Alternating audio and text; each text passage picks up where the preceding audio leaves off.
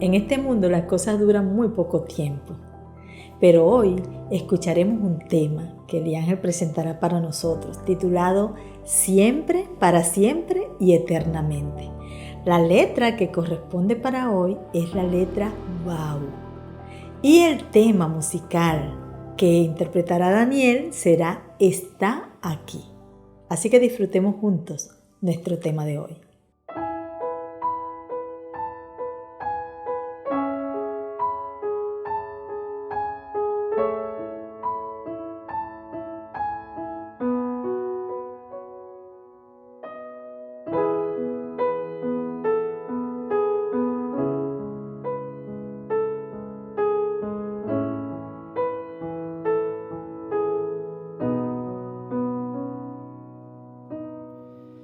Tanto ha pasado ya, tanto que no sé. Guardo junto a mí las cosas increíbles que nos tocó vivir. Aprendí a depender, aprendí a escuchar. En medio del dolor clamé y en mi debilidad esperé. Testigo fui cuando probó su amor, tanto que entregó por mí. Y ya está, llegamos hoy.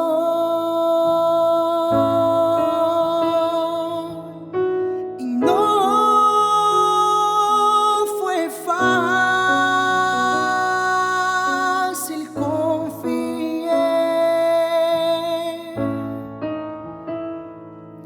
Y es que no fue fácil,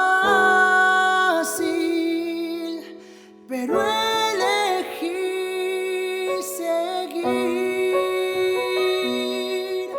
Él está aquí.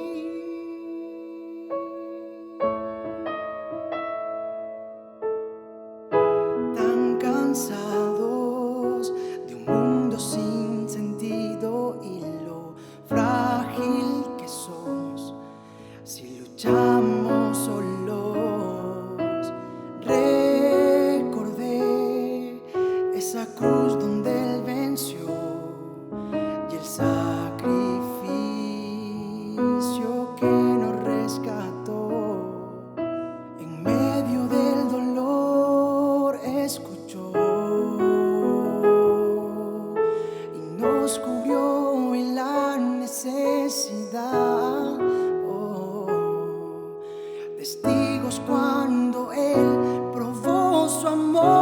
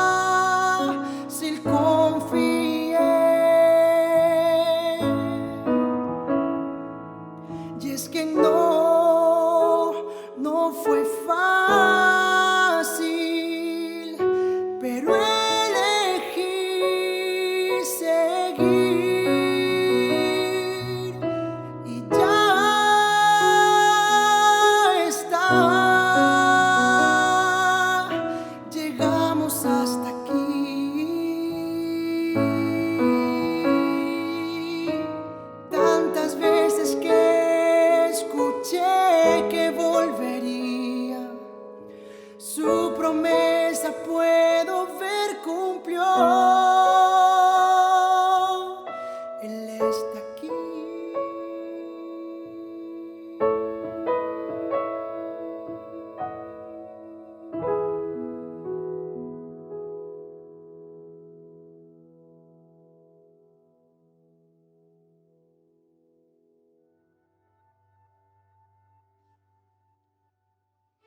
Aquí estamos nuevamente para estudiar esta sección del Salmo 119, una sesión llamada Vav o Vau, en la cual se nos va a instar a guardar la ley de Dios con el corazón y no solamente con meros formalismos. Pero antes vamos a tener una palabra de oración.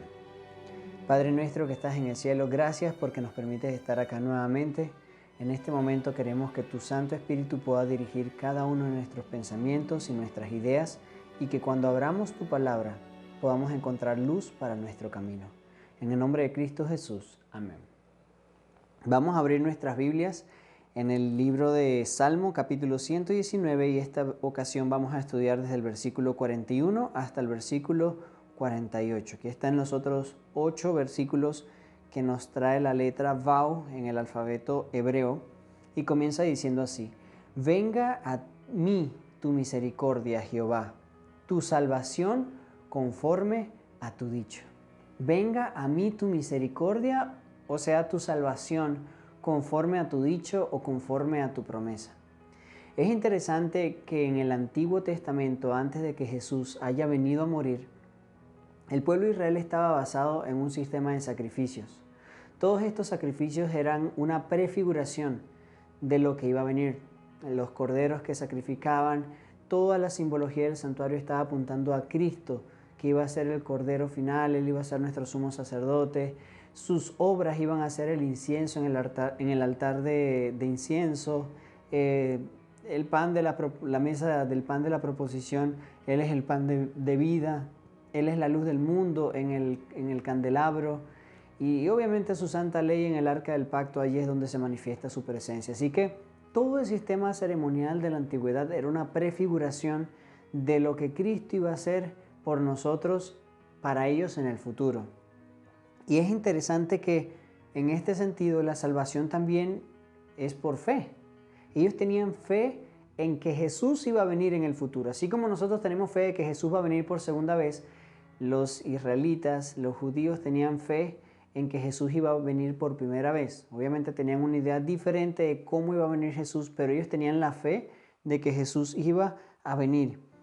Y entonces ellos dicen, venga, o el salmista dice, venga a mí tu misericordia, tu salvación conforme a tu dicho. Ahí estaba clamando la promesa de que venga el reino de Dios a la tierra, que venga a nuestras vidas, que venga a la tierra y la salvación que Dios estaba prometiendo. Así que es muy bonito ver que aún en la antigüedad la salvación no fue por obras, sino fue por fe. La justificación fue por fe en Cristo Jesús en el futuro. Ahora, esa fe les llevaba a hacer ciertas obras que evidenciaban la fe que ellos tenían. Por lo tanto, si Abraham tuvo fe en Dios, él tuvo que actuar en base a esa fe. Si los israelitas tenían fe en que en el futuro Cristo iba a venir y los iba a limpiar de los pecados, ellos tenían que hacer un sacrificio de un cordero sin mancha para demostrar la fe que ellos decían tener. Así que las obras son un resultado de la fe que obra. Una fe sin obras es muerta, como dice Santiago. Así que sigue diciendo el versículo 42, y daré por respuesta a quien me avergüenza que en tu palabra he confiado. Miren lo lindo que es esto. David no tenía toda la Biblia como la tenemos hoy, y aún así lo que tenía de la palabra de Dios era suficiente para él entender que la salvación era solamente por fe en Cristo. Y hay alguien que está avergonzándonos, porque dice, y daré respuesta a quien me avergüenza. La respuesta que le vamos a dar a quien nos avergüenza es que nuestra confianza está en la palabra de Dios. Así que van a venir muchas personas a decirte, mira, ¿tú crees en este libro? ¿Tú crees que esto realmente ocurrió? La Biblia tiene muchas contradicciones, o la Biblia tal vez es un libro que fue escrito por humanos. Lo que sea que te digan, la respuesta que nosotros tenemos que dar a quien nos esté intentando avergonzar es que realmente la palabra de Dios es viva y su carácter, el carácter de Cristo manifestado en su palabra, nos transforma a nosotros. Yo te voy a dar 2 ejemplos de casos bíblicos donde de alguna forma el enemigo, Satanás, quiso avergonzar al pueblo de Dios y vamos a ver la reacción de Dios. La primera cita se encuentra en Zacarías, el capítulo 3 y el versículo, vamos a leer del 1 al 3. Zacarías 3 del 1 al 3 y dice lo siguiente: Luego me mostró al sumo sacerdote Josué, el cual estaba delante del ángel de Jehová, mientras Satán estaba a su mano derecha para acusarlo. Satanás es el que nos acusa. Satanás es el que está buscando avergonzarnos. Satanás es el que nos dice, nos hace caer y después nos señala nuestro pecado y nos acusa de que nosotros somos los culpables. Entonces dijo Jehová a Satán: Jehová te reprenda, Satán. Jehová que ha escogido a Israel te reprenda. Esta es la única doble reprensión que se encuentra en la Biblia y es contra Satanás y está hecha por Dios en defensa de nosotros. ¿No les parece maravilloso esto? Es increíble. Y sigue diciendo: ¿no es este un tizón arrebatado del incendio? ¿Y por qué le hizo esta pregunta a Satanás? Una pregunta retórica. Por el hecho de que tal vez nosotros venimos saliendo de tanta tribulación, de tantos problemas y que tal vez nos cuesta todavía guardar la verdad, guardar lo que Dios ha hecho para nosotros o lo que Dios ha prometido para nosotros y nosotros somos fieles a Él y aún así no lo guardamos. Y aún así Dios tiene misericordia con nosotros y nos defiende y defiende nuestro caso delante del enemigo. La realidad del pueblo era la realidad de Josué en el versículo 3. Estaba cubierto de vestiduras viles y permanecía en pie delante del ángel. Quiere decir que nuestro pecado, nuestra maldad, nuestra pecaminosidad, como quieras llamarlo, ante los ojos de Dios, por más sucia que sea, tiene el perdón de Él. Simplemente nosotros tenemos que ir a Él y quien nos acuse no va a tener ninguna otra alternativa para enfrentar a Dios, porque obviamente Cristo ha vencido y por fe es que nosotros vencemos también. Quiero compartir otra cita que se encuentra esta vez en Romanos, el capítulo 8. Romanos 8 muestra otro escenario y nos muestra claramente cómo nuestro gran héroe, nuestro Señor Jesucristo, está listo para defendernos. Y miren, no hay nada que pueda vencerlo. Miren lo que dice Romanos 8, el capítulo 31 en adelante. ¿Qué pues diremos a esto? Si Dios es por nosotros, ¿quién contra nosotros? ¿Quién nos va a avergonzar? ¿Quién nos va a condenar? El que no escatimó ni a su propio Hijo, sino que lo entregó por todos nosotros, o sea, mandó a su Hijo a morir, a su único Hijo, su heredero, bueno, en el sentido humano no es como el que engendró, sino más bien el vínculo, la relación que existe entre Dios Padre y Dios Hijo es un vínculo eterno de perfecta armonía, de perfecto amor. Y aún así, Él prefirió que nosotros viviéramos y prefirió que su Hijo muriera. Yo no sé si se entiende el nivel de amor que tiene Dios por nosotros con esto. Y sigue diciendo, ¿cómo no nos dará también con Él todas las cosas? Escuchen esto, versículo 33. ¿Quién acusará a los escogidos de Dios? Dios es el que justifica. ¿Quién te va a acusar a ti? ¿Quién te va a avergonzar? Si en realidad Dios es el que te justifica. Tendrían que intentar avergonzar a Dios, a Jesús. Pero ¿cómo pueden avergonzar a una persona que nunca cometió pecado? ¿Cómo? Y es gracias a Él que tú y yo hoy podemos tener la esperanza de salvación. Versículo 34. ¿Quién es el que condenará? Cristo es el que murió. Y más aún, el que también resucitó, el que además está a la diestra de Dios y el que también intercede por nosotros. O sea, en pocas palabras, al enemigo. Cualquier cosa que Él quiso hacer o que alguien quiera hacer señalándonos nuestros errores y nuestros defectos, cualquier cosa, ya está por tierra ese argumento, porque Cristo es nuestro abogado, Cristo es quien murió por nosotros, Cristo es quien está intercediendo por nosotros, Cristo es todo. Nuestra vida de cristiano está centrada en Cristo Jesús. Y cuando entendemos eso, nuestra vida cambia por completo. Versículo 35. ¿Quién nos separará del amor de Cristo? ¿Tribulación? ¿Angustia? ¿Persecución? ¿Hambre? ¿Desnudez? ¿Peligro o espada? Versículo 38, la respuesta viene acá. Por lo cual estoy seguro de que ni la muerte ni la vida, ni ángeles ni principados, ni potestades, ni lo presente ni lo porvenir, ni lo alto ni lo profundo, ni ninguna otra cosa creada nos podrá separar del amor de Dios que es en Cristo Jesús, Señor nuestro. Así que cuando alguien venga a avergonzarte, cuando el enemigo o tus pensamientos vengan a acusarte, diciéndote que tú no eres digno, que tú no mereces el perdón de Dios, que tú lo que has cometido son pecados demasiado graves, recuérdales esto. Tu salvación no es por lo que tú hayas hecho o dejado de hacer. Tu salvación es porque tú aceptaste a Cristo en tu vida. Y cuando Cristo está en la vida, nada puede separarte de su amor. Y es algo que tenemos que entender y recordarnos constantemente, porque el enemigo no descansa, pero Dios tampoco descansa. Y por eso es que su verdad, por eso es que su amor vence.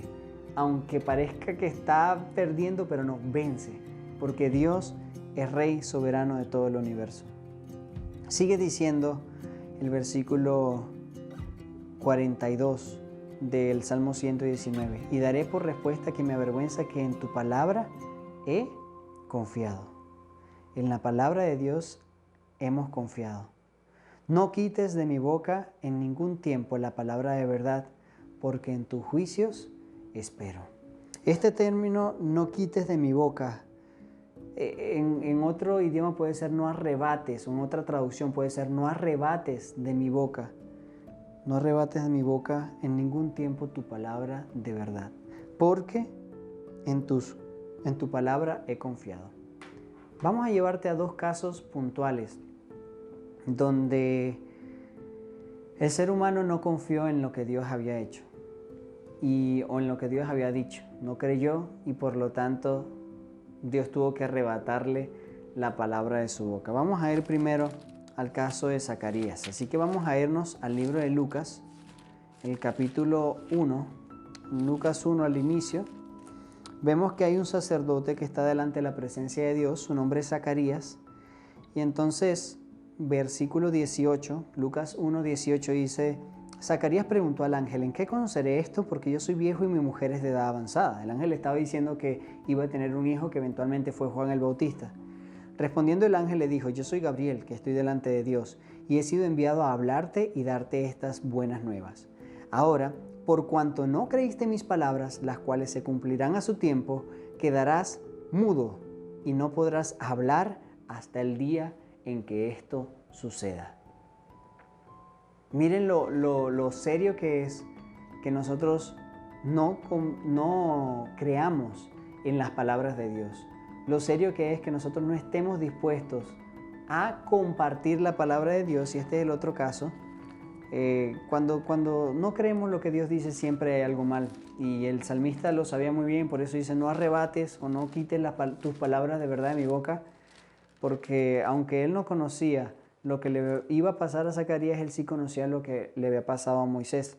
Ustedes ven en el capítulo 3 de Éxodo que todo el capítulo 3 está hablando del llamamiento de Moisés. Dios le dice que es el gran yo soy, se le presenta en una zarza ardiente. Todavía Dios le explica paso a paso qué es lo que va a pasar, cómo Él va a liberar al pueblo de Israel. Y aún así, en el capítulo 4, o sea, todo un capítulo Dios intentando mostrarle todos los argumentos y convenciendo a Moisés. Y en el capítulo 4, Moisés responde, el versículo 1, entonces Moisés respondió y dijo: ellos no me creerán ni oirán mi voz, pues dirán: ¿no se te ha aparecido Jehová?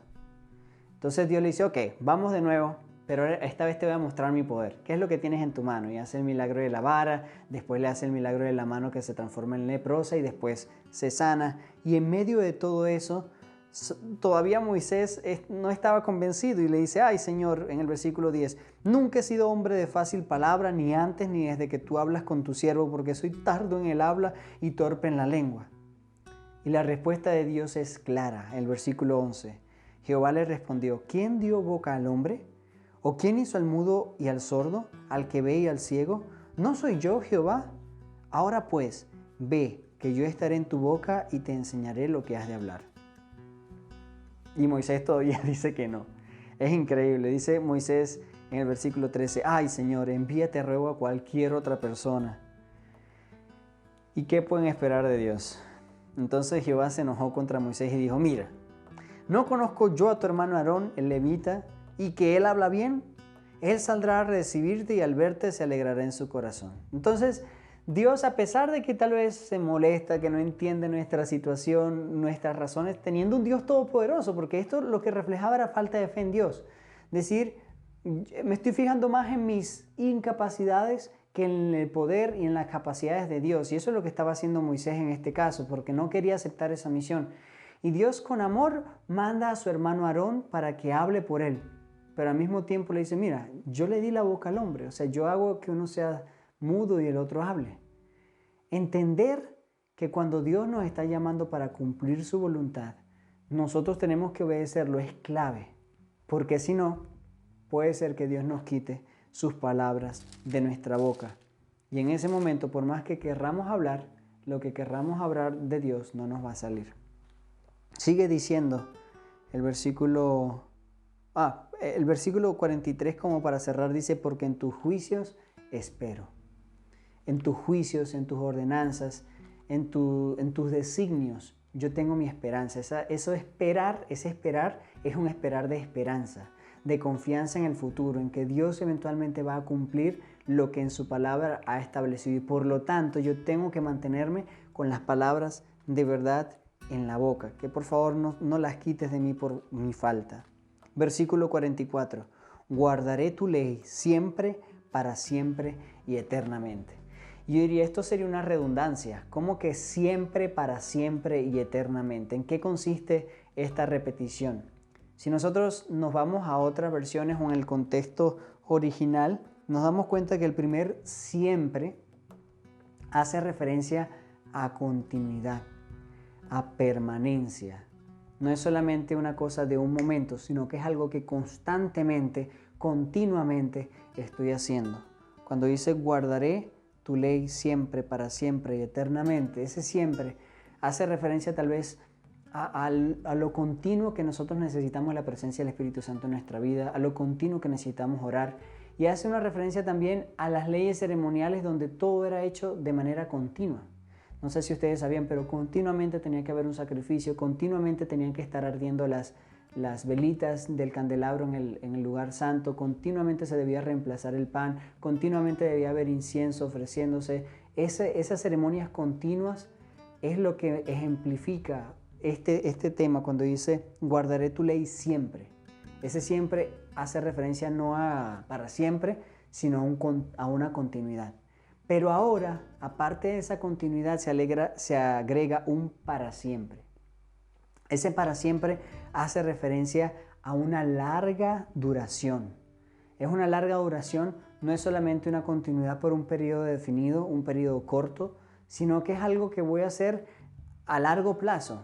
Es indefinidamente, no tengo un límite para eso. Nuestra vida tiene sentido solamente cuando diariamente, cuando continuamente buscamos de Dios, guardamos la ley de Dios, pero al mismo tiempo no tenemos un fin para eso. No es como que, bueno, voy a guardarla hasta acá y después de aquí voy a hacer lo que yo quiera con mi vida. No, es algo mucho más que eso. Y finalmente termina diciendo eternamente. Yo no sé si tú te habías preguntado esto, pero en el cielo también vamos a guardar la ley de Dios. Hay muchos cristianos hoy en día que creen que nosotros estamos ya no bajo la ley y eso significa que ya no tenemos que seguir los 10 mandamientos ni nada por el estilo porque Cristo vino a este mundo y abolió la ley. Pues déjeme decirle que la Biblia acá claramente, por lo menos en Salmos, el salmista dice, yo guardaré la ley siempre, para siempre y eternamente. Y este eternamente claramente está en diferencia o está en contraste con el siempre y con el para siempre, lo que hace referencia a una eternidad sin límites cuando tengamos la vida eterna, obviamente. Así que hay mucha gente que dice, bueno, en realidad este eternamente es un lenguaje que se utiliza para decir que es de Dios o que tiene un límite, así como el fuego eterno tiene un límite, pero en realidad no. En este contexto específicamente se hace una diferencia entre siempre, para siempre y eternamente. Y este término para siempre y eternamente en inglés podría decir forever and ever. Es como para siempre jamás. No hay un fin, no hay un momento en un punto donde se acaba, sino que es para siempre que este tipo de guardar la ley va a ser.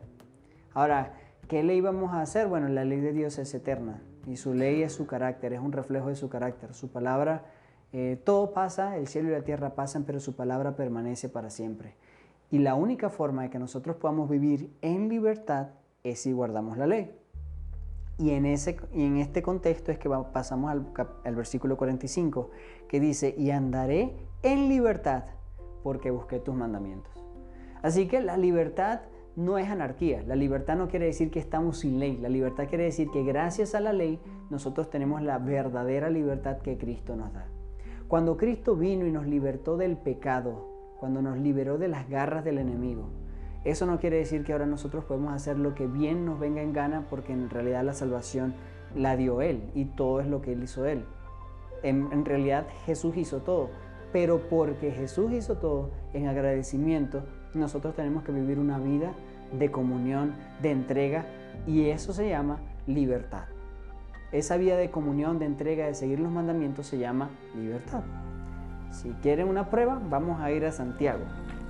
En Santiago vamos a ver cómo se le llama a esta ley de los 10 mandamientos, que es la ley de la libertad. ¿Y cómo lo sabemos? Bueno, vamos a ir a Santiago capítulo 2 y sigue diciendo el versículo 8 en adelante. Si en verdad cumplís la ley suprema conforme a la Escritura, amarás a tu prójimo como a ti mismo, bien hacéis. Pero si hacéis acepción de personas, cometéis pecado y quedáis convictos por la ley como transgresores. Porque cualquiera que guarde toda la ley pero ofenda en un punto se hace culpable de todos. Pues el que dijo, no cometerás adulterio, también ha dicho, no matarás. Ahora, no matarás es el 6º mandamiento y no cometerás adulterio es el 7º mandamiento. Si nosotros entendemos que esto está apuntando directamente a los 10 mandamientos, entonces entendemos que, como sigue diciendo el versículo 11, ahora bien, si no cometes adulterio pero matas, ya te has hecho transgresor de la ley. Así hablad y así haced, como los que habéis de ser juzgados por la ley de la libertad. Y este término, ley de la libertad, se extrae directamente del Antiguo Testamento, porque esa era la Biblia que tenía Santiago y tenían todos los apóstoles.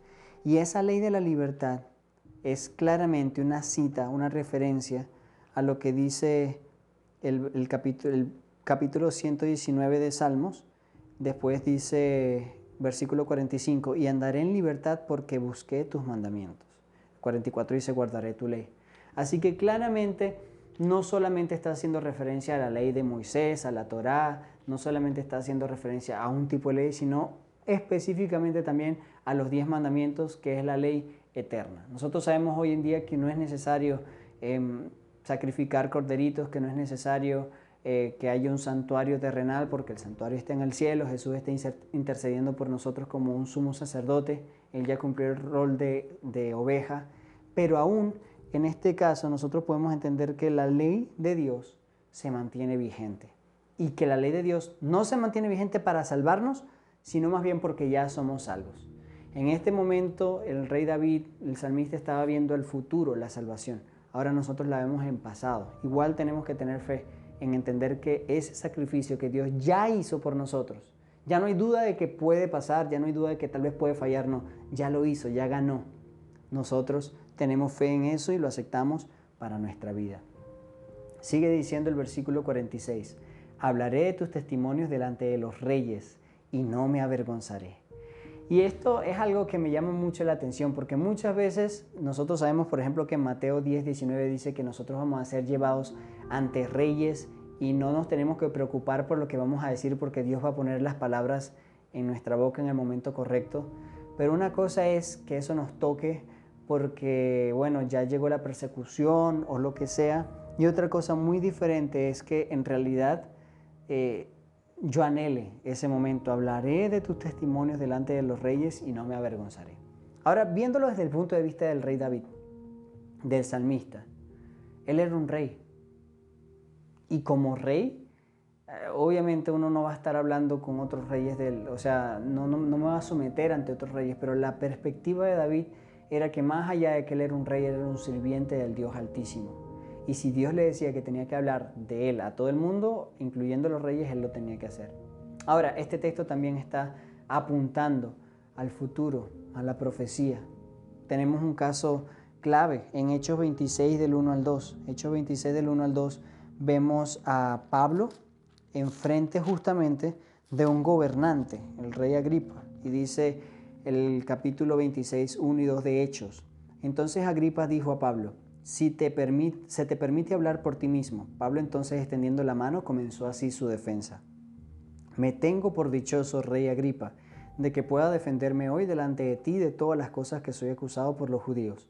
Mayormente porque tú conoces todas las costumbres y cuestiones que hay entre los judíos, por lo cual te ruego que me oigas con paciencia. Entonces, aquí vemos a Pablo fielmente dando una cátedra en frente del rey Agripa y todos los demás escuchando, todos los súbditos escuchando esta defensa que Pablo estuvo aprovechando, porque él sabía que esta promesa que Dios había hecho en Mateo 10, 19, de que él iba a poner las palabras en su boca, sí iba a ser efectiva en ese momento.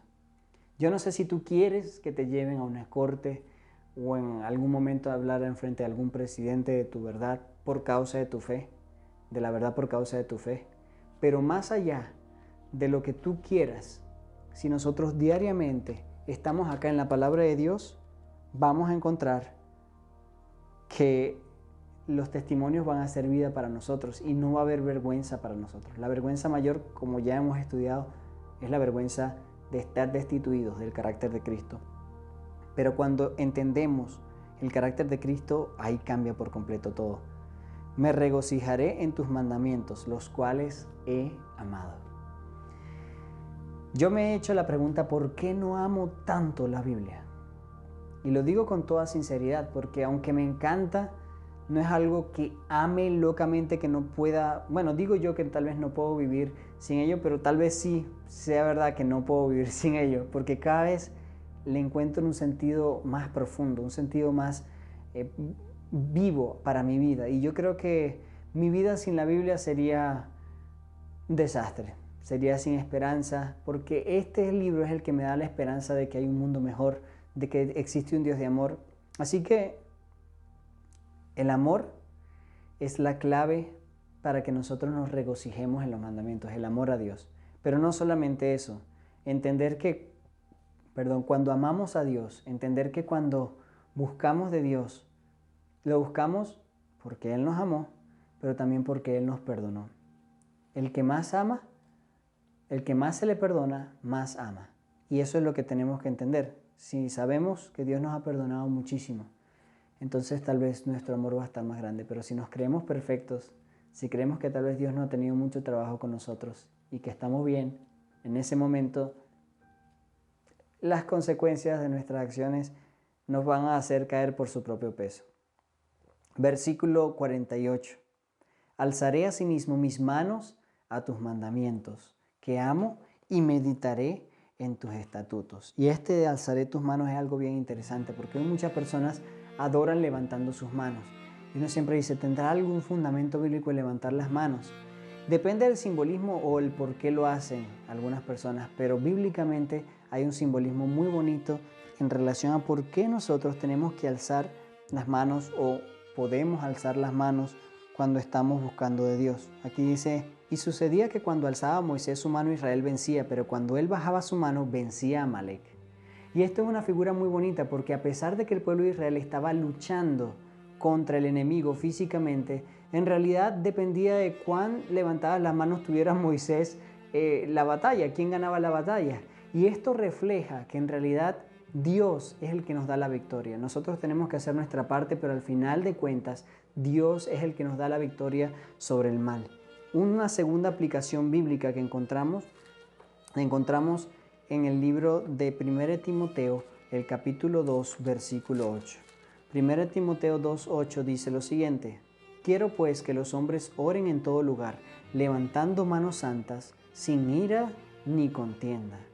Y esto no tiene que ver con que las manos se levantan y son santas las manos porque ellos son santos solamente, no solamente pensando en eso, sino que si nosotros entendemos lo que dice, por ejemplo, Santiago 4:8, dice, acercaos a Dios y Él se acercará a vosotros, pecadores, limpiad las manos y vosotros los de doble ánimo purificad vuestros corazones. Ese limpiar las manos no quiere decir que se tienen que limpiar las manos literalmente, sino que se tiene que decir con sus acciones. Limpien lo que ustedes hacen. Nosotros vemos en Apocalipsis también que la marca de la bestia se pone en la mano porque tiene que ver con acción. Así que cuando nosotros levantamos nuestras manos y las dirigimos ante Dios con manos santas, estamos clamando a Dios que nos use, que nuestras acciones están a disposición del Rey del Universo. Así que en este contexto, cuando el salmista en el Salmo 119, en el versículo 48 dice, alzaré asimismo mis manos a tus mandamientos que amo y meditaré en tus estatutos. Está haciendo referencia a esa entrega, a ese deseo de que Dios sea el que obra en nuestras vidas, el querer y el hacer para su buena voluntad. Y solamente de esa manera nosotros podemos pasar tiempo continuamente, eternamente y para siempre meditando en los mandamientos de Dios. Espero que haya sido de bendición para ti. Antes de concluir, vamos a tener una oración. Gracias, Señor, porque nos permites estudiar más de tu palabra y no solamente queremos siempre ni para siempre, sino también eternamente entregarnos a ti, guardar tu ley, guardar tus mandamientos, porque ya tú hiciste lo que nosotros no podíamos hacer, que era entregar tu Hijo Cristo a morir por nuestros pecados. Gracias por tu amor. Pedimos que nos sigas acompañando en el resto de la jornada. En el nombre de Cristo Jesús. Amén. Muchísimas gracias por acompañarnos. Nos vemos mañana. Dios te bendiga.